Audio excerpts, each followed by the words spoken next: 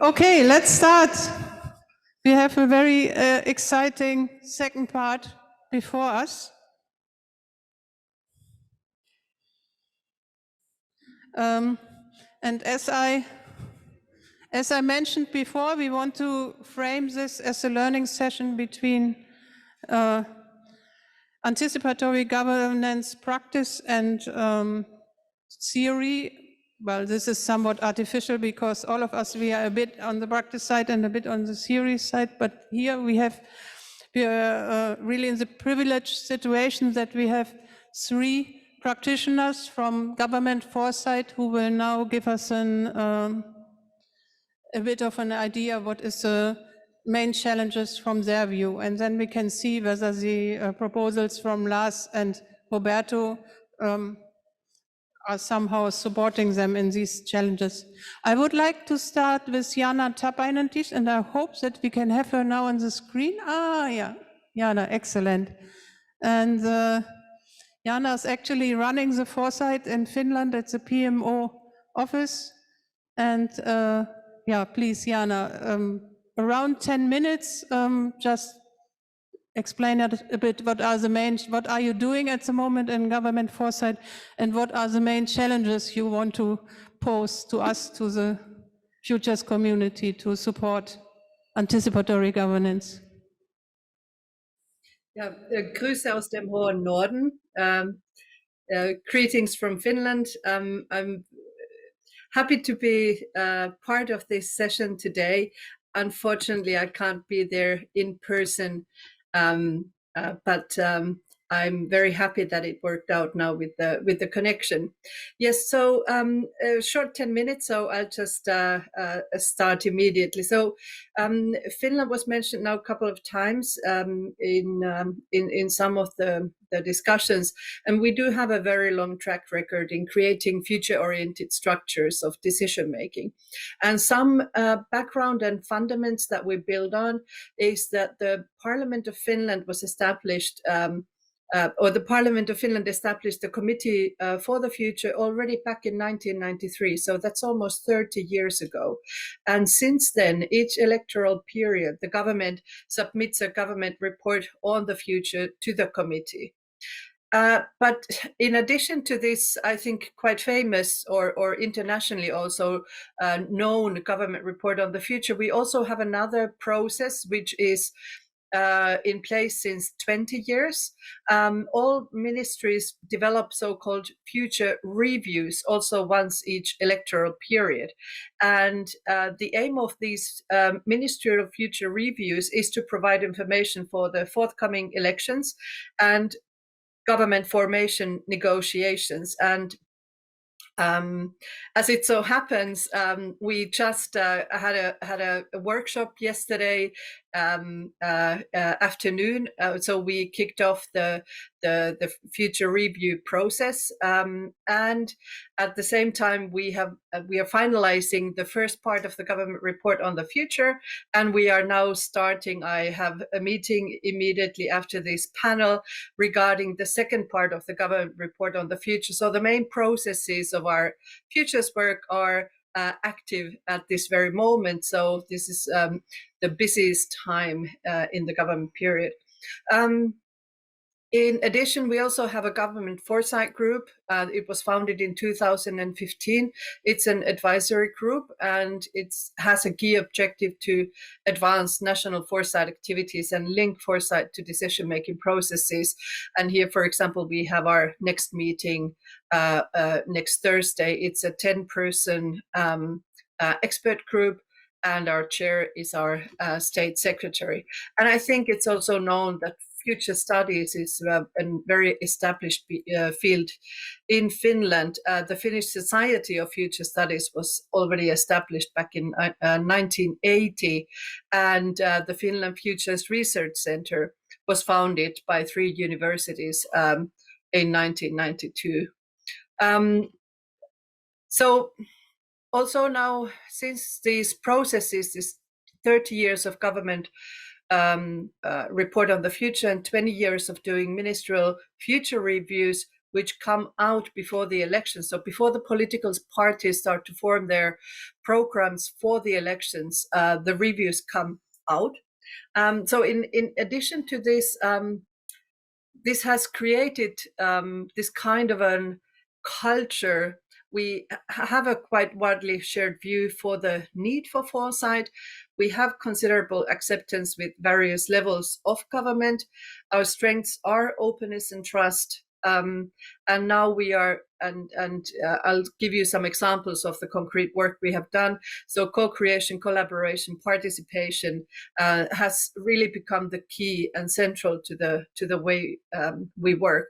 The outcomes, we are increasing the feeding of this work into decision-making processes, but they also inform wider public debate and electoral discussions and policy development. So the sort of our kind of, one could say, anticipatory governance is founded in sort of these three pillars of government foresight. So foresight that is done during the government period. This might be like thematic foresight and futures work and this sort of situational awareness and analysis. Another one pillar is this continuous foresight in the ministries, and sort of part of this work is this future reviews. But now the government report on the future, the first part is actually done by the ministries, and I'll share a little bit more about that. And then this futures dialogue that we have with the parliament and our national foresight network, and these sort of form our main foresight fora. So the government foresight group that I mentioned before is this advisory group. It was founded in 2015. The Parliamentary Committee for the Future, where members are all members of parliament and they represent different political parties. The Ministerial Foresight Panel, which is a panel that is where is a representative of each of the ministries, and this was our main work group for the first part of the government report on the future now. And this panel coordinates the government's joint foresight activities, and it serves as this sort of cooperation network for the ministries in the work related to futures issues, whether it's the government report on the future or then the future reviews. And then we have the National Foresight Network, which is coordinated together with the Prime Minister's Office and Sitra together. And that purpose is to foster public discussion regarding futures issues. So we have now remodeled the government report on the future. And in accordance with the Committee on the Future, the report is now presented in two parts to the Parliament. So we have now finalized the first part of the report, but it goes through very formal processes because it's an official document. So I think maybe in December it will be presented in the in the Parliament, and from there it goes to the Committee of the Parliament for their hearings. And we have now started the preparations for the second part of the report. And so this that it be done in two parts is one of the main changes, but as part of this change is also that it is now done by the ministries themselves. So we don't outsource the first part anymore to researchers, to consultancies, where it has been prepared before. But we have actually taken ownership of doing it ourselves. So all the 12 ministries in the last 1.5 years have participated in a scenario work, Finland for Future Generations. And then the third expectation of the Parliament was that we develop scenarios, and the scenarios were requested to be done so that they take into account the uncertainty in the global operating environment and in order to support preparedness. And this kind of new way of doing this report, we have pushed for this anticipatory governance, whole of government approach, also dialogue, deliberation, inclusion, and this mentioned co-creation, collaboration, and participation. And the complexity of the operating environment also requires us to take a more comprehensive approach.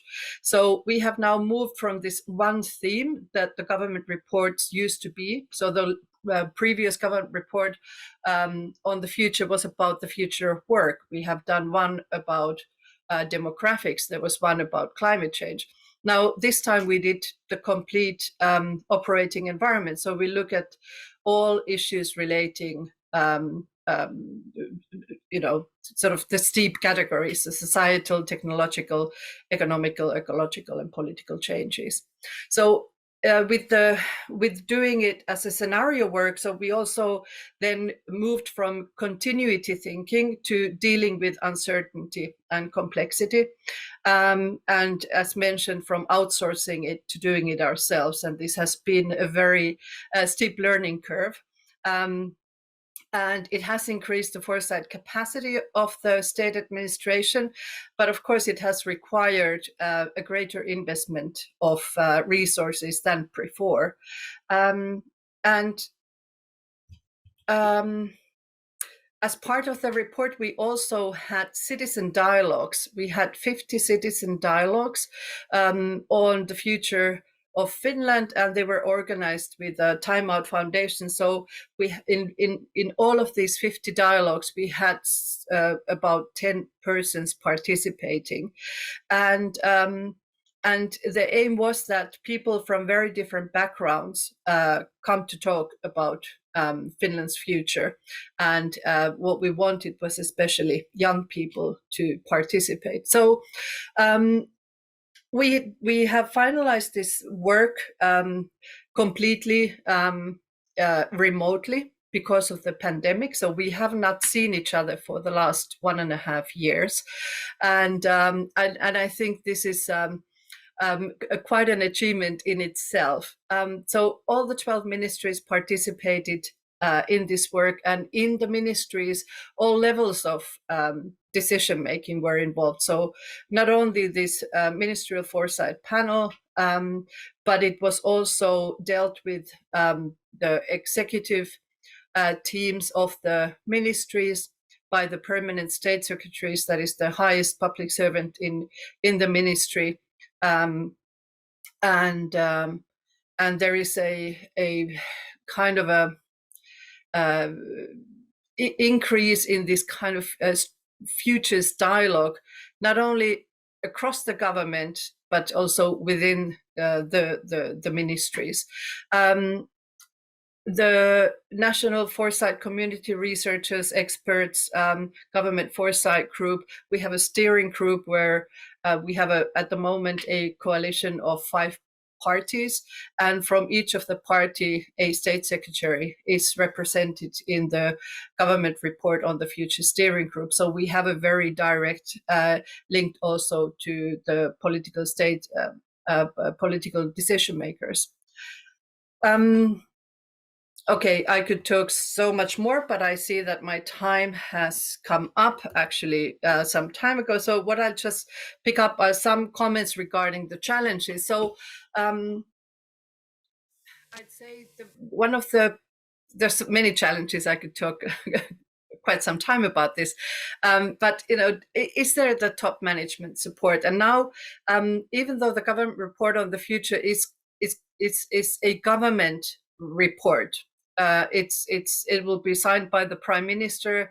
The Prime Minister will present it in the Parliament. But now that we are also moving into this public servant side of doing the report, so is there the support not only in the Prime Minister's office, who's coordinating this, but also in the ministries? Is it visible in budgeting? Is it visible in resources? Do the managers, do they walk the talk, or is anticipatory governance or foresight and futures work, is it sort of something that everybody agrees it's so important, but then we actually, when we start to get the job done, there might be a wish to see more of that, support. Do they actively participate in removing barriers to getting this job done and barriers to change? So I see this as it's like change management. Do we have support in this kind of change that is required to do this kind of work? So I'm not giving now answers from my experience, but I'm just posing these as questions. We have to ourselves be very clear what foresight is and what it is not. So this expectation management is vital. And also, I really liked the presentations, so it gave me a lot of food for thought as well. And one of the things I think in government, there's quite a focus on outputs, and outputs they outdate very fast. So how to so I saw that in this process, in this scenario process, that there were some ministries that started to put more effort in when we started to actually do the final report, even though the process sort of created the final report in itself. But when we actually started to put it in that official format, there was like, okay, now we give more input to this because now this is an important paper. So we should be trying to focus more on the sort of way of working and creating this anticipatory culture, because the outputs, they are today's output is out and outdated tomorrow. Okay, thank you so much. I think I'm looking forward to the discussion.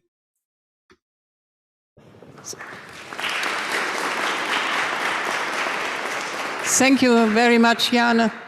And also, I think you missed the first 10 minutes, so maybe you are not aware that I referred exactly to the development you were mentioning, that you, for the first time you didn't out-contract the report on the future, but you did it yourself, and I interpreted this as a move towards embedding the actual foresight, and also mentioned that it may be a huge learning process. Thank you for stressing this again. Yes. Yeah. Unfortunately, I would like to put the challenges on a flip chart, actually, but we don't have a flip chart here, so I asked the speakers, who will later reply to these challenges, to keep track of all the challenges from the practitioners here now. So we have the output aspect and the management aspect to really create the resources, the supporting resources. Thank you, Jaana. So we move to Greece now. That should be working if I had it right. Can you hear me? Yes. Yes. All right.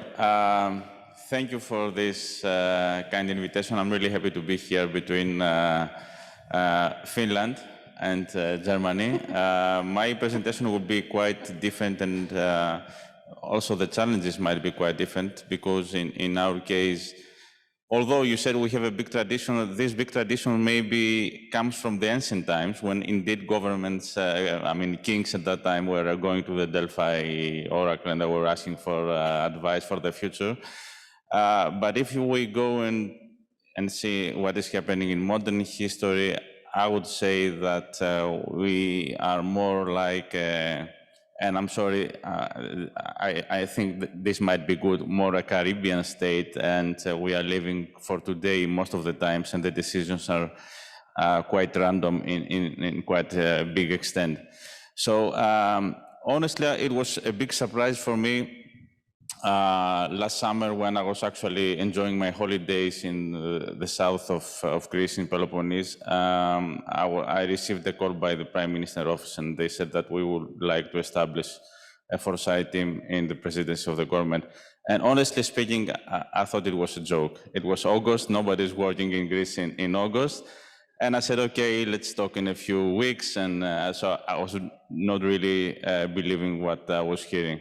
So then it was a second call. I was still very skeptic about this. I didn't know the guy that phoned me, and I was still didn't know, but eventually it was a true case. So it seems that on a very high level, coming from the Prime Minister and the Director of his office, there was a decision indeed taken to create a foresight team in the presidency that will start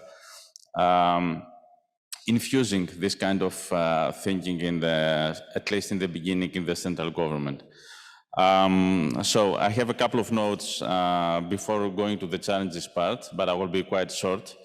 So the foresight team, as you can understand, is although the preparation started like more than a year ago, the official establishment and the official announcement was in February 2021. So we are less than 1 year old.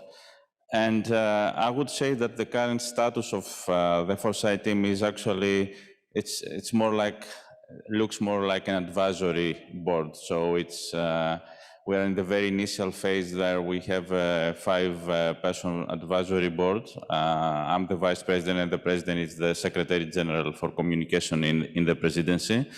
And our main role in this phase is to run some, let's say, small projects, mainly with some specific ministries and other government agencies that they are keen to collaborate with us, but at the same time work a lot on setting up the foresight operation in the government.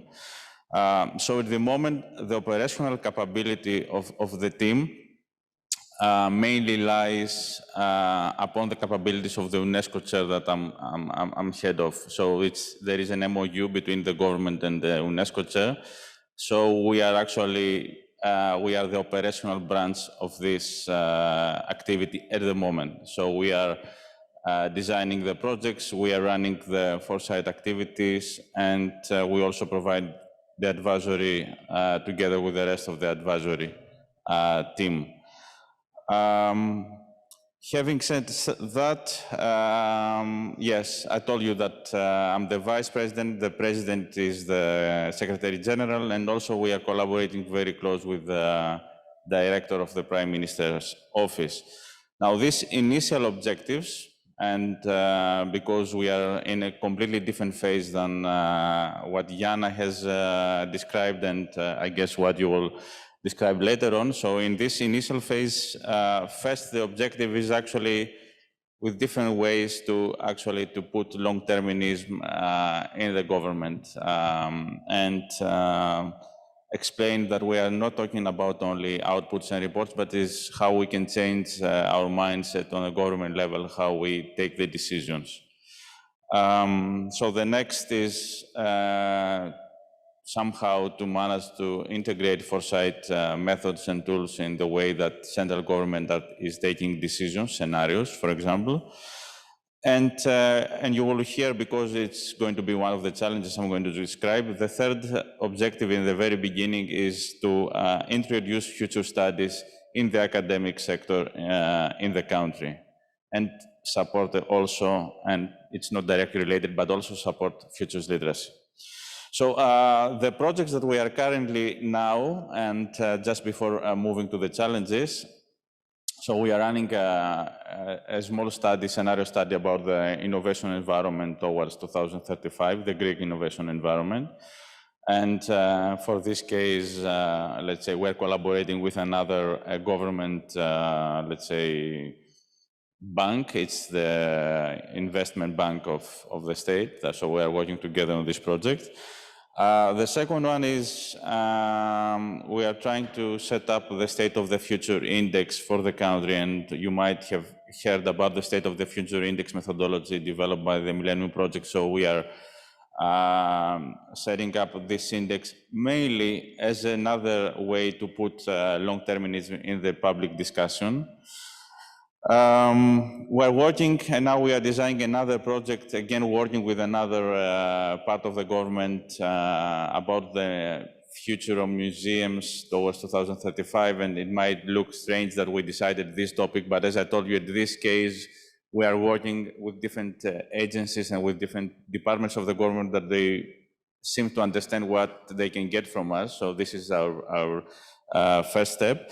And then the other project that we're going to have also a small presentation tomorrow in the FEN meeting is something that we are working together with the JRC, and this is called Our Futures. And this is a platform that is open for all the European citizens to express their ideas about the future of Europe and express their fears and their desires and whatever they think. So this is a really nice opportunity for us to get also on a national level some input of what they think about the future, our citizens.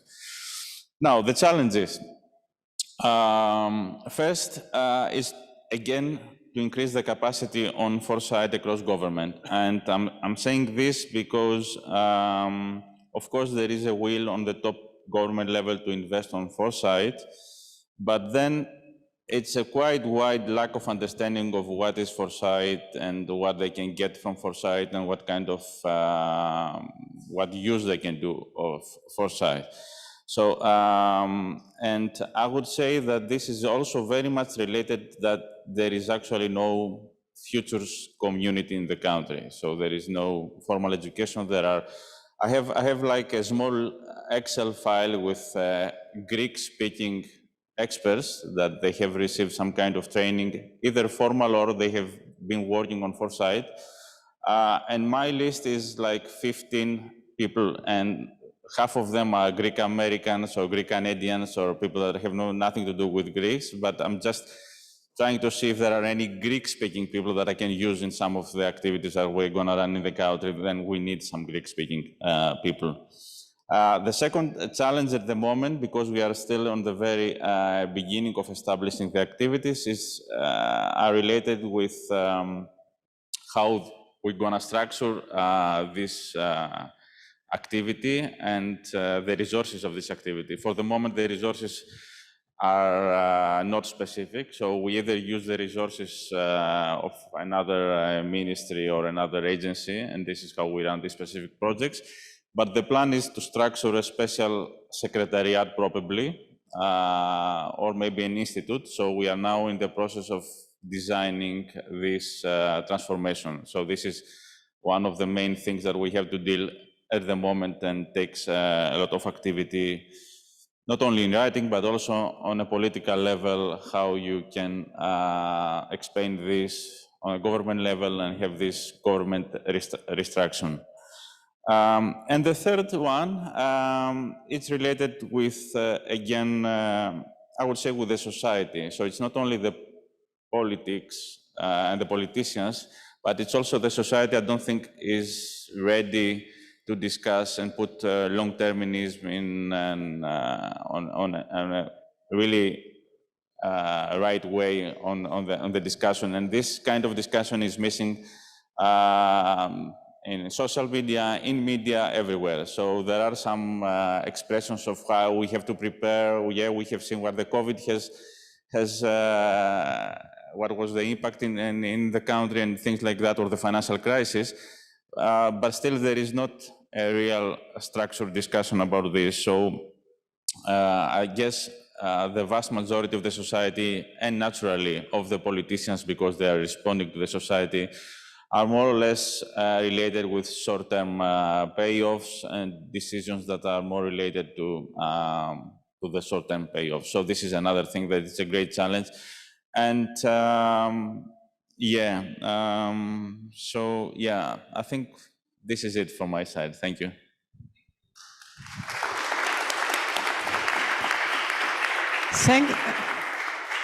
Thanks a lot, and very interesting. I think that two of your challenges were very different from Finland's, who have a long tradition apparently in the society about this kind of thinking. And also I think that probably Jaana has a list of 800 Finnish-speaking experts in the community is very, very large.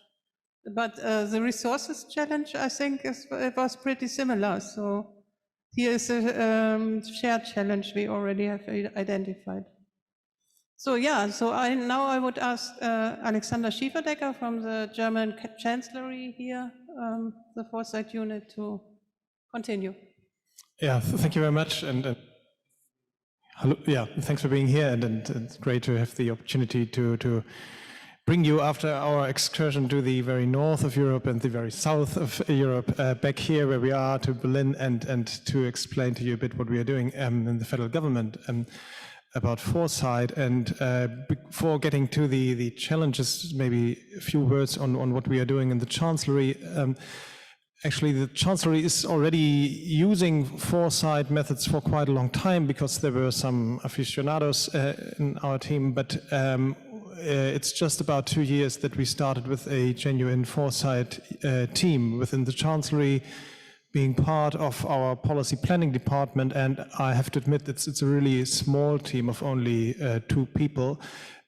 So we have rather limited resources. Again, yeah, a very common challenge, obviously, for our community. And what we are doing with these limited resources is that, at the one hand, of course, we are trying to give some future insights to the Chancellor and to the organization of the Chancellery as a whole. But at the other hand, we are trying to coordinate a bit in our government, the foresight work. And obviously we are not trying to define the subject of every single foresight process that is taking place in the government, but rather to sort of build a network of foresight cells in the government, and to try to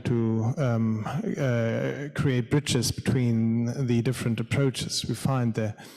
And having said that, I would like to answer the question on the challenges, not that much with a view to our own work in the Chancellery, but rather to the foresight work of the German government as a whole. And I think we share all the challenges that have been mentioned so far. I would like, from our German perspective, to put forward through these challenges. The first one, how do we get to a whole of government approach when we do foresight? The second one being, how do we get from foresight to action? And the third one would be cultural change. So on the first one, how do we get to a whole of government approach in our foresight work? I think it's at the one hand, it's very easy to make the case why we need such a whole of government approach. I mean, the problems we are dealing with are so complex that they obviously go far beyond the responsibility of a single ministry. Foresight itself aims at a holistic thinking, so it's obvious to take people from different ministries on board, and it's also a tool to bridge gaps between the silos we find, I think, in every government. But as it is easy at the one hand to argue for such a whole of government approach, at the other hand, I think it's rather difficult to implement it. And I think maybe it's especially difficult in Germany. Why is it like that? Therefore, I think one needs to understand that in our federal government in Germany, the situation we face is that we have this very strong sense of independence in our ministries. This has already historical reasons. It goes back to the Prussian reform movement like 200 years ago. It's really in the DNA of our ministries to think of the independence. We even have an article in our constitution emphasizing the independence of each ministry. And so having said that, when we started the work of our foresight unit and this endeavor to coordinate amongst ministries 2 years ago, the picture we found was a bit mixed, I would say. So at the one hand, the positive side was we had about like half of our ministries who were already really actively including foresight in their daily work. Either they have genuine foresight units, or they are managing rather big foresight processes. So this was the positive finding. But at the other hand, we saw that there was almost no coordination at all, besides maybe one example being the coordination between the Ministry of Defense and Foreign Affairs on crisis prevention. But amongst that, very little coordination. So we made this a bit the focus of our own work, and what we did was 2 things. The first thing that we did, we started a foresight network within the government with people from all ministries, where we meet about every 2 or 3 months to exchange on projects, on learnings, on methodologies. And then came COVID, and this was a bit of a starting point for us to get into another working mode, and we started these workshop series. Feline has already mentioned last year on the more general question of how a post-COVID world could look like, because this seemed to us of obvious relevance for all the ministries, and we included all ministries in this process, and it was really already rather productive. And on the basis of the results of this first series, we now are running a workshop series on 9 what-if questions. And actually, when I heard Lars talking about the question, what if there are too many what-if questions, I asked myself, okay, 9 are maybe already too many, I don't know, but now we have this process, and I have to admit, it's really, this far, it's only an internal process to get into this working mode. I mean, it's not the kind of foresight process where we are going to produce huge reports on the future of Germany and completely new strategy for the government. But I think the progress that we have achieved so far is already that we are getting into a different kind of thinking amongst colleagues, and actually this process already includes quite a lot of colleagues from all the ministries, that we are really getting into this sense of necessity of a strategic or cooperation between ministries on future-oriented and strategic questions.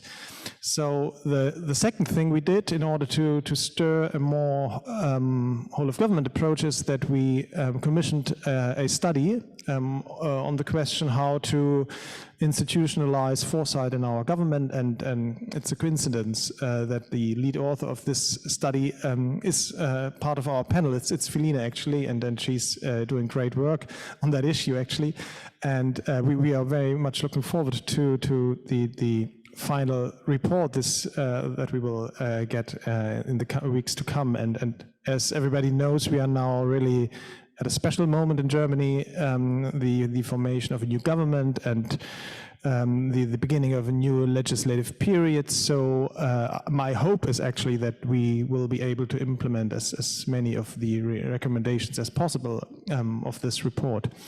So that was quite lengthily actually on the first challenge of how to get to a whole of government approach, and it's just really at the heart of our own work in the Chancellery. So that's why I've been so long on that, and I'll try to be very brief on the other 2 challenges. So the second challenge I'd like to mention is the question, how do we get from foresight to action? And I think it's a question that has already been discussed a lot, and just one point on that. I think if we do foresight in a government, we always have to be very aware that this is generally different from foresight in academia or in a think tank. It's something special, because everything you do in a government at the end of the day is judged by the question whether it adds some value to the core business of government, and that's formulating policies. And if you miss to do that, you always run a risk with the foresight process that you really disappoint people, and you lose them, and they are not convinced to invest their precious time into that kind of exercise.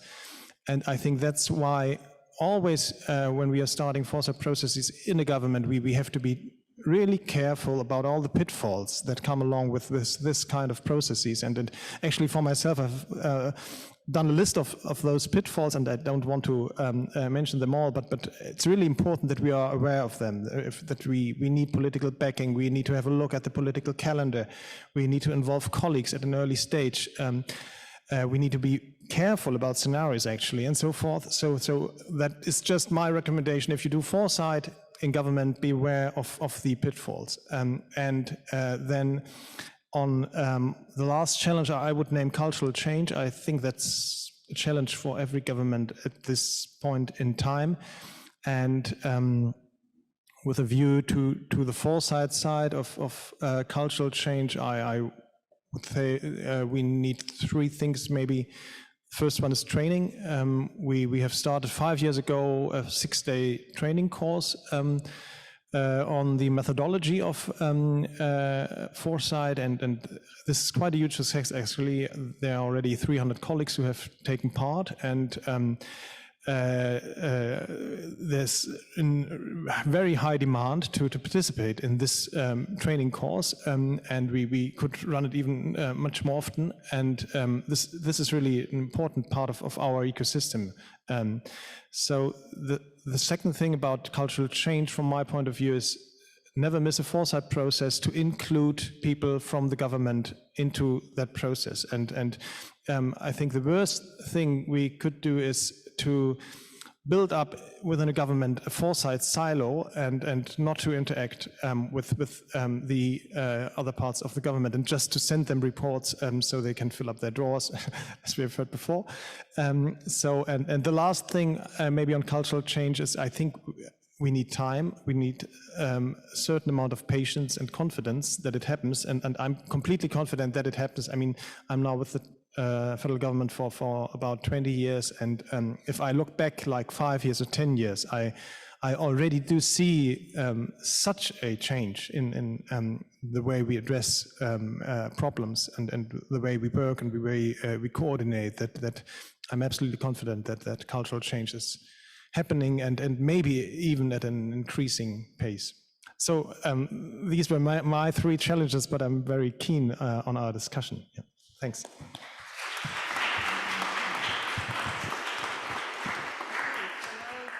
Roberto and Lars, maybe we can all join the panel. And thank you. Yeah, I think the cultural change challenge was also mentioned by Jaana in Finland, but I think that Finland also shares the other challenge, because I just recently heard in a presentation from Jaana that they have also very strong ministries and have this challenge of coordinating across the ministries. So that's also a challenge in Finland. So I would now give the floor to our two speakers to react on what we have heard and whether this resonates with your approaches, the Auftragstaktik or the swans and the red teams. So maybe Roberto. Thank you. Well, we have heard about the situation in 3 different countries, and of course the foresight capacities are very different, also for historical reasons. But there is something that is missing in my understanding, and so far nobody has mentioned it.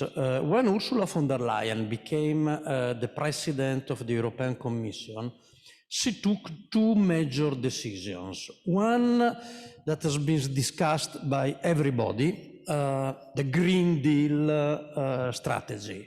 Okay, but there was another reason that passed almost unnoticed. She decided to have a vice president of the European Commission dedicated to strategic foresight. This is a major institutional difference. One of the members of the Commission has the responsibility to develop strategic foresight for the entire Commission. And this, I mean, it changes the overall situation. And Maroš Šefčovič, who is the person in charge of strategic foresight, has begun building what he called the network of the ministries of the future. Well, have you ever heard something about that? In Europe, we have a network of ministries formally, with the formal responsibility to develop future understanding of whatever it is. Okay, I think this is something that makes the situation pretty different, because it's not only the individual European countries that are supposed to develop their own strategic foresight capacities, which is good, obviously, there is something that is ongoing at the European level. And I think that this is a piece of information that should be very important for our association, for instance, because there should be something, some kind of discussion we can have to do. And the European Commission gave the task to OECD to prepare reports for the governments that still, the European governments, that still do not have a strategic foresight unit. And the report for Italy was published last week. So it's something very, I mean, there is something that is happening. And I think that we should open our eyes and look at what is happening around us, because there are possibilities for we as trained futurists, well, to discuss things, to play a role, to exchange experiences. So what I'm seeing is a situation with many promising avenues in front of us, at the level of individual governments, for sure, but also the level of the Commission, which is something even more relevant in a sense. So, I mean, what I'm saying, open your eyes. There are things that are happening around us, and these are very important for us as futurists.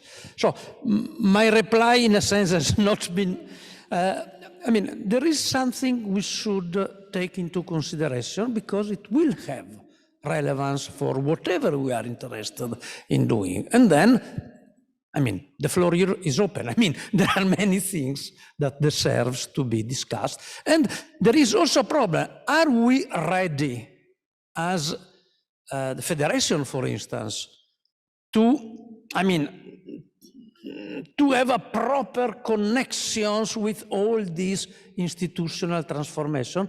Perhaps there is something we can do at the level of the Federation, for instance, to train people in a more explicit way. I mean, to develop dedicated programs in order to have more professionals able to understand and eventually contribute to what's happening.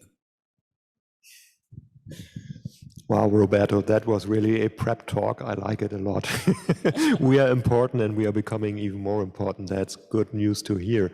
But to put it somewhat differently, I mean, maybe we should ask ourselves why haven't we been consulted more with all these structures being built up on the European level and in several European countries as well. I mean, of course, some of us have been asked, some of us has been involved, but I'm not aware that the Federation as such is a major player in all these exercises. So apparently, people working on the issues are either not aware of the existence of the Federation, or they have chosen to do it somewhat differently. And that, in turn, would for me, then the question is why have they chosen to do it differently and to rely on different maybe people, institutions, organizations, what have you. And that might be interesting, because I think this relates to the issue that we have heard so extensively covered by our three presentations from the government sector. And in the end, I think it's about adding value to what is already out there. If you do something new in government, the new thing, the new kid on the block, so to speak, has of course to prove that it's helpful, that it's not complicating issues even more that are already very complicated by adding new insights and new information on the desks of decision makers, but that it contributes to solutions. And maybe the kind of image that future studies has is one of, yes, adding complexity, definitely, but maybe not contributing to solutions.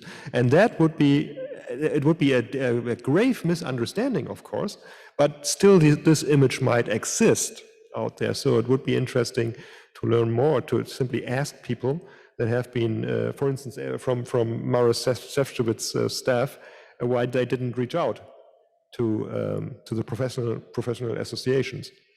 That would be, I think, the first task. The second task, maybe we have to do more marketing.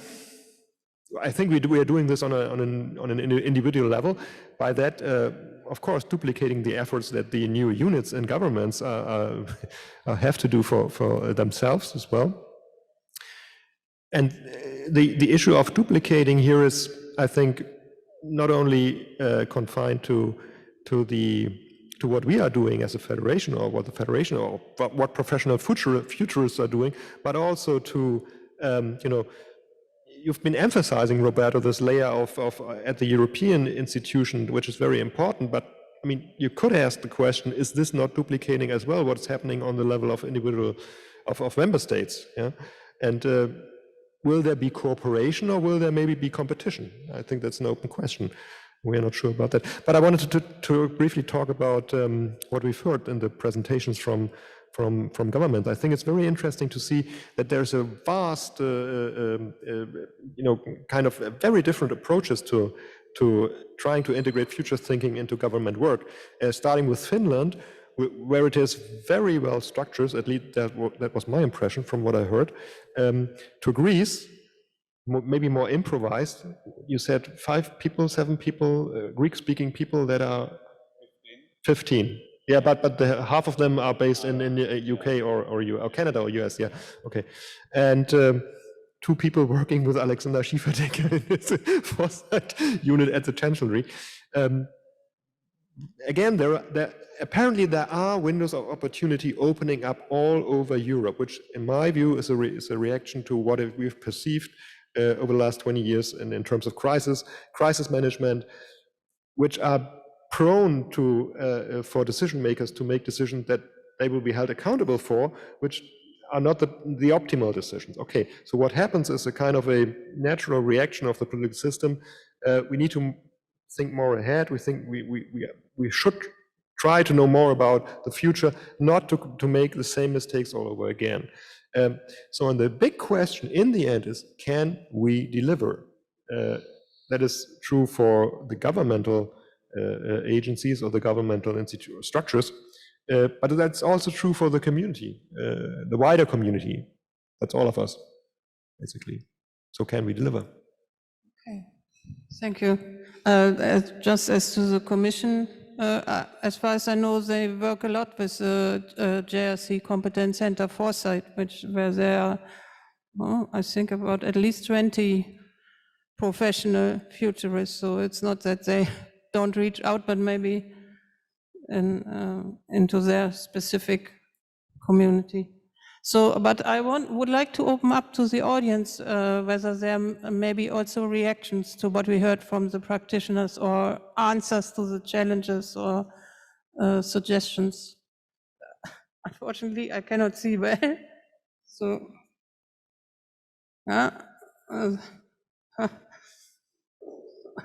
down. So that was it. Okay. Please introduce yourself also, because. Hello, I'm Tore Tenne from the Norwegian Board of Technology. So we do foresight work, we do technology assessment, and we advise the parliament, but also the government. So first, thank you. Very insightful introductions and commentaries. Very grateful for that. My question goes to about the parliament's role. So in Finland, they're part of at least the government report. You have the Committee for the Future, and goes from the Prime Minister to the Committee for the Future in Parliament and goes back. How important would it be to include parliaments also in Greece or in Germany?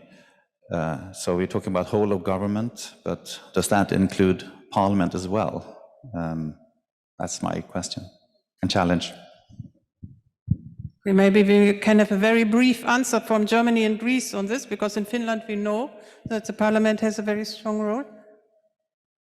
So actually, the brief answer would be that there are, in my view, so many things that we should do. And we are then back again at the question of rather limited resources that we have. And obviously, an intense exchange with Parliament would make a lot of sense. And of course, creating more awareness, at least on what is already happening within the government, or even more getting into some sort of coordinated joint thinking between Parliament and government on all those future-related questions would make a lot of sense. And actually, I'm really looking forward to the years that lay ahead of us. I mean, I'm not forecasting now what will be happen, but actually.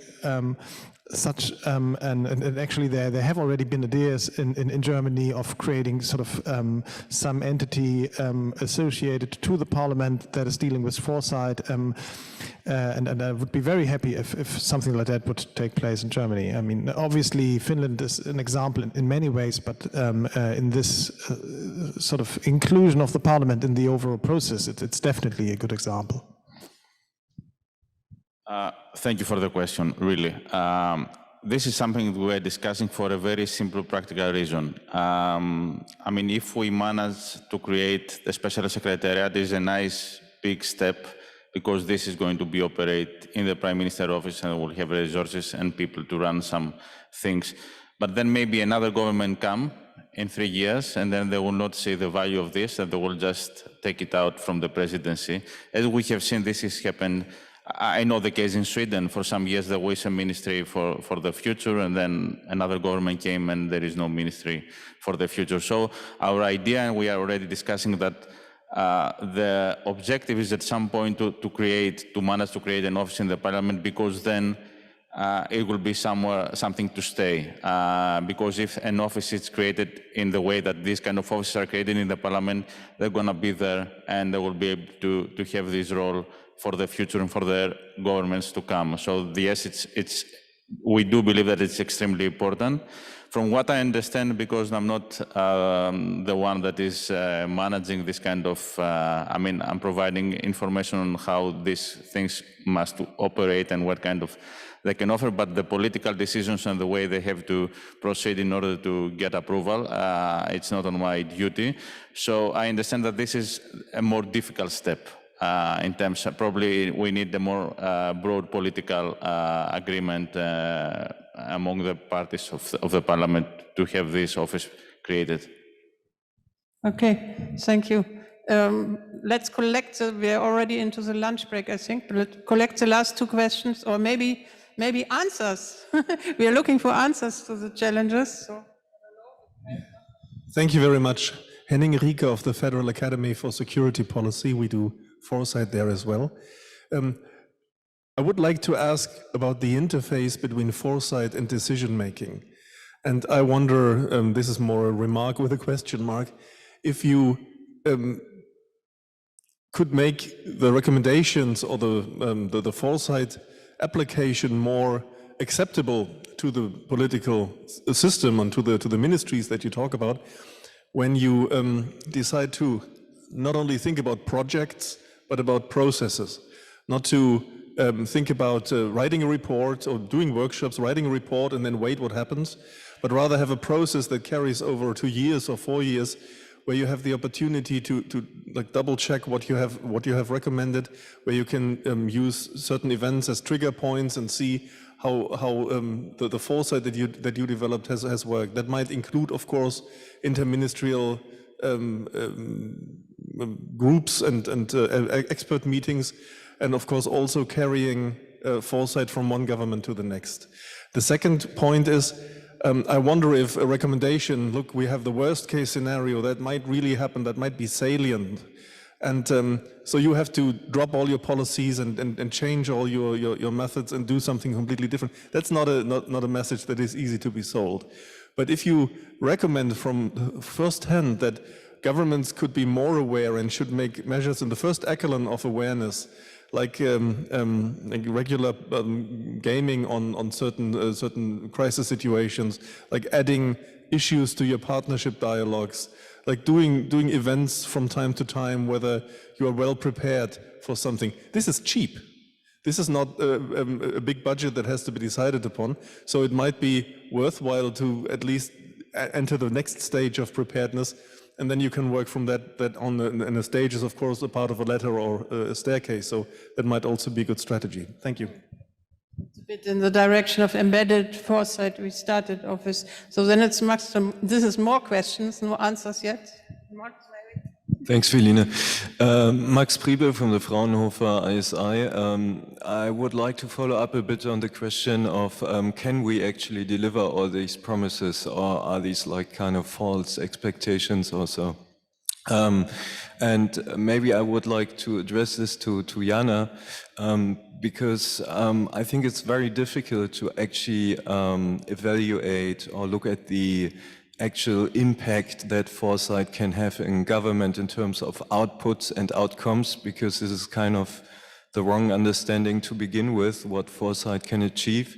So how do you in Finland actually look at kind of what foresight does and how it delivers by means of, let's say, capabilities rather than outputs or outcomes? Thanks. So what to do now? We have the lunch break, but maybe indeed, Jaana, we can have a brief comment from your side, as I know you have to run. Yes, I was just writing because I'm joining running a meeting, so I missed a little bit the question. Capabilities instead of outputs. Can you? Yeah, are you measuring your impacts in terms of capabilities, the impacts of foresight? So Measuring. maybe Max, I don't know. Yeah, the question was simply if we want to look at the impact foresight might have in government, how to actually look at this. Do we look at it in terms of output and outcome, so kind of this projectified foresight product, or do we look at actual capabilities that might come up in government, and whether you do this? That yeah, I would be interested. Yes, thank you. Now I got that. So at the moment, we are of course evaluating our work. We're not measuring it by outputs. Of course, we have to deliver the outputs, and they have to be timely. I think Mr. Schieferdecker was mentioning we have to look at the calendar of the government. So, for example, for the first time, the government report on the future, because we were looking at the operating environment and looking at all the changes that we see impacting the future of Finland.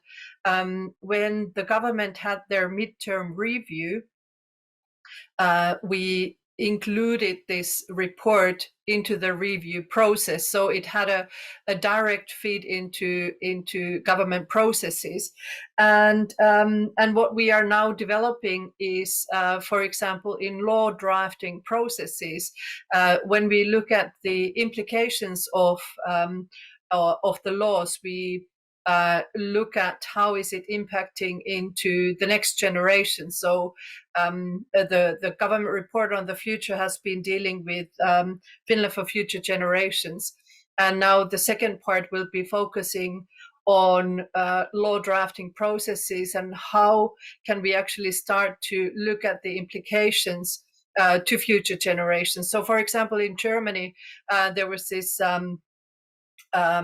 decision by Bundesverfassungsgericht, I think in May, where the climate law was seen unconstitutional for some parts because it was pushing the impact to future generations. So this starts to be a big topic, I think, into the future. So, and we including, for example, foresight in when there is evaluation of the laws when they are being drafted. Foresight is becoming one part of that. So the last time the evaluation was updated was, I think, in 2007, and now foresight will be one a new added element into a compulsory sort of evaluation of law. So these are the things that we're trying to feed foresight into different kinds of processes. There's now some examples, and so the integration into existing processes. So not sort of create necessarily new things, but to establish it where you know things are already now happening, and of course then we have made a questionnaire. For example, now we put this report into the government midterm review process.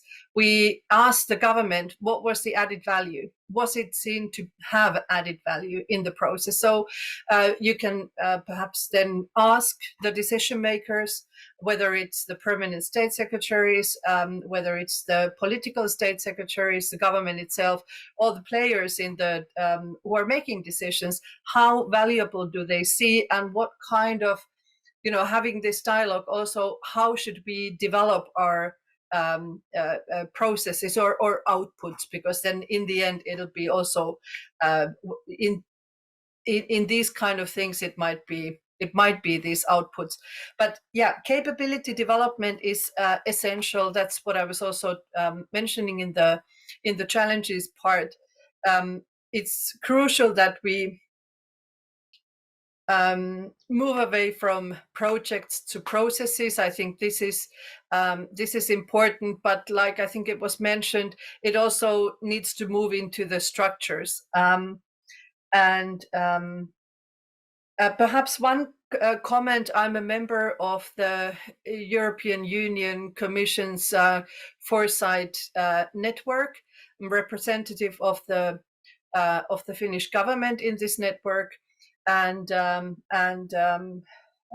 Poli is right that this is a wonderful opportunity. It's an addition into the work that we do, and I'm very much looking forward to the collaboration. And it's increasing now. We have this network was officially launched in May this year, and we are creating ways how we can collaborate more across the European Union, across the member states in joint shared processes.